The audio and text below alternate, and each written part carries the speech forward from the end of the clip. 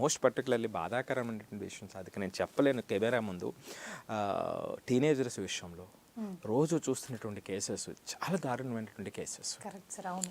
ఆ పేరెంట్స్కి పిల్లలకి రిలేషన్ పాడైపోయి ఒకటి మాట ఒకటి వినక ఎంత ఆవేదన వేదనతో కుటుంబాలు ఉన్నాయి అంటే so number of such cases అనేటువంటి ఇంక్రీజ్ అయిపోతూ ఉన్నాయి.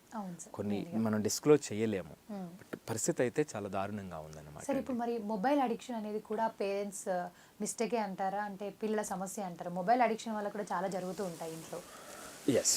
సో మొబైల్ అడిక్షన్ అనేటువంటిది ముందు పేరెంట్స్కి ఉందా పిల్లలకి ఉందా? పేరెంట్స్ కూడా ఉంటుంది సార్. అంటే పిల్లలు ఎక్కువగా ఈ మధ్య మొబైల్ అడిక్షన్ అనేది మెయిన్ గా చెప్తూ ఉంటారు పేరెంట్స్. మొబైల్ ఉంది.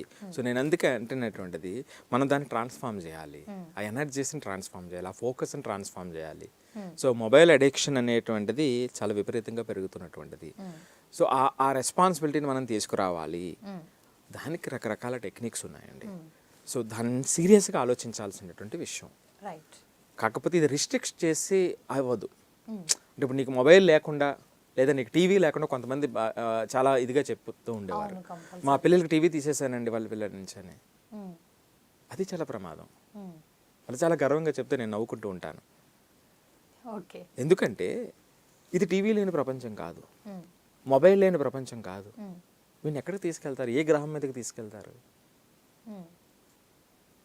అంటే టీవీ లేకపోయినంత మాత్రాన బుక్స్ పై ఫోకస్ వస్తుందని చెప్పేసి అని చెప్పలేము. రేపొద్దున వాడికి టీవీ యాక్సెసిబిలిటీ వచ్చినప్పుడు వాడు ఎంత రెస్పాన్సిబుల్గా ఉంటాడు అనేది మనం చెప్పలేము. Correct. Right. The best method ఏమిటంటే నీకు టీవీ మొబైల్ చుట్టుపక్కల ఉన్నా వాడు కంట్రోల్ చేసుకొని ఉండగలిగితే దట్ ఈస్ అల్టిమేట్. కరెక్ట్. మరి దానికి టైం పడుతుంది, ఆ ఓపిక ఉండాలి.